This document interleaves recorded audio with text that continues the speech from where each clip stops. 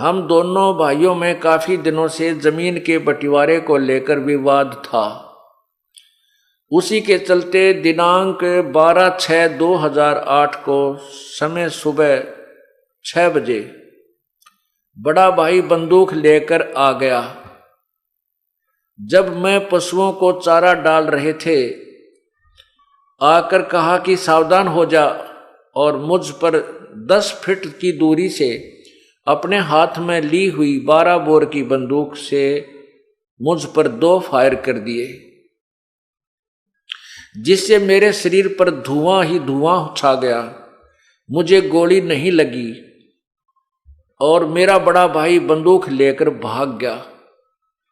और दूर जाकर मेरे बड़े भाई ने भगत राघवेंद्र सिंह को जाकर फोन करके बतलाया, ये राघवेंद्र सिंह आया है,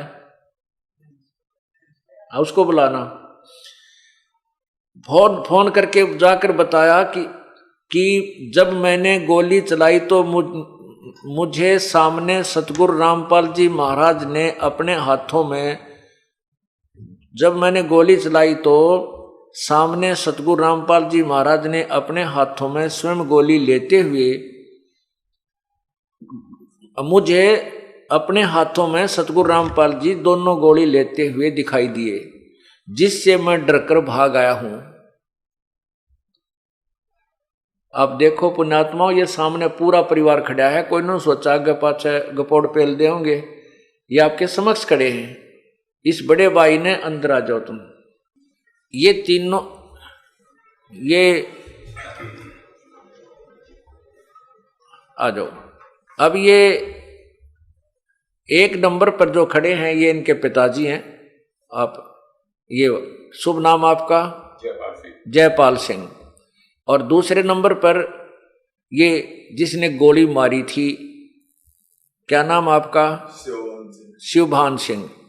और तीसरे नंबर पर ये लड़का जिसका गोली मारी थी, जिसके ऊपर अटैक किया था इस बड़े भाई ने, क्या नाम आपका? गजेंद्र सिंह। और जिसको इसने जाकर के बताई थी, ये चौथे नंबर पर, क्या नाम आपका? राघवेंद्र सिंह। अब आपके समक्ष खड़े हैं, इनका पूरा फोटो लीजिए। पुण्यात्माओं, हम बहुत पहले सुना करते थे परमात्मा ऐसी लीला कर देता है। इनने सबने उपदेश ले रखा, भाई ने भी, पिता ने भी, पूरे परिवार ने भी, माता जी ने भी, और इस भाई राघवेंद्र सिंह। वहां काफी शिष्य हैं परमात्मा के।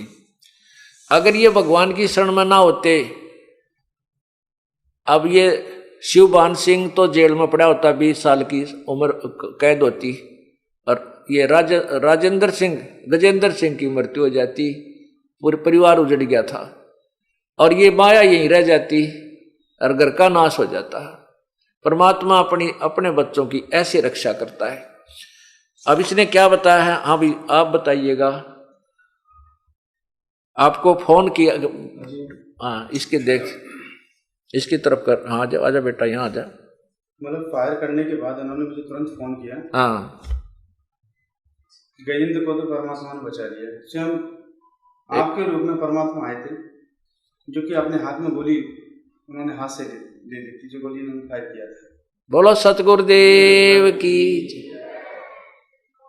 और ये तुरंत ही भाग लिए, मतलब गोली लेके ये बंदूक लेकर भाग गया। हाँ, और तुरंत ही उसी समय हाँ, ये दोनों लोग हाँ, आपकी शरण में आए। 13 तारीख को आपके पास आ गए थे।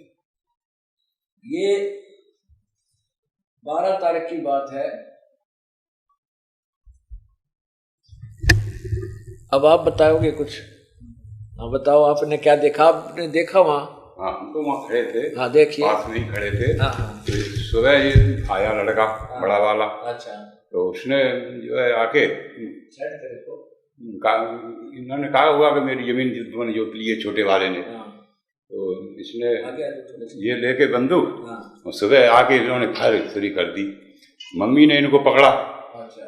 वो क्या पकड़ लेती, उनको नहीं डांट पाया उन्होंने। इन्होंने फायर कर दिए। अच्छा। और फायर करके ये आगे आया। 2 फायर करे।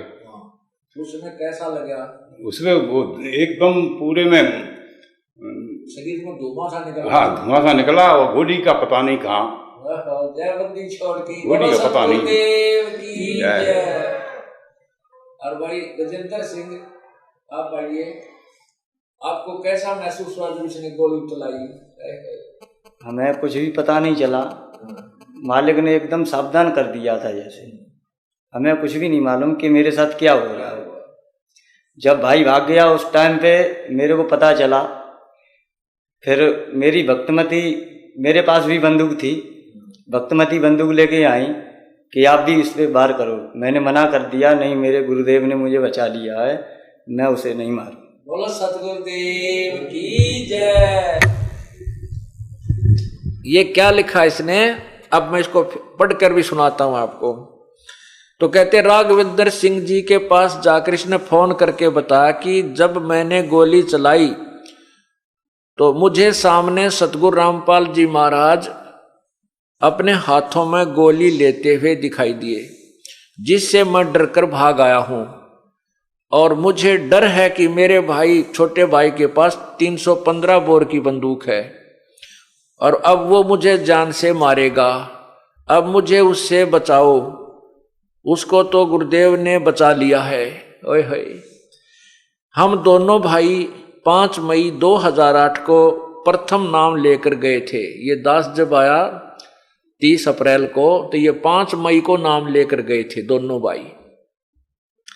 और देख काल ने 1 महीने के बाद ही के जुल्म करना था, ये होना था इनके घर में, ये इनके ला बीतनी थी, इनका नाश होना था।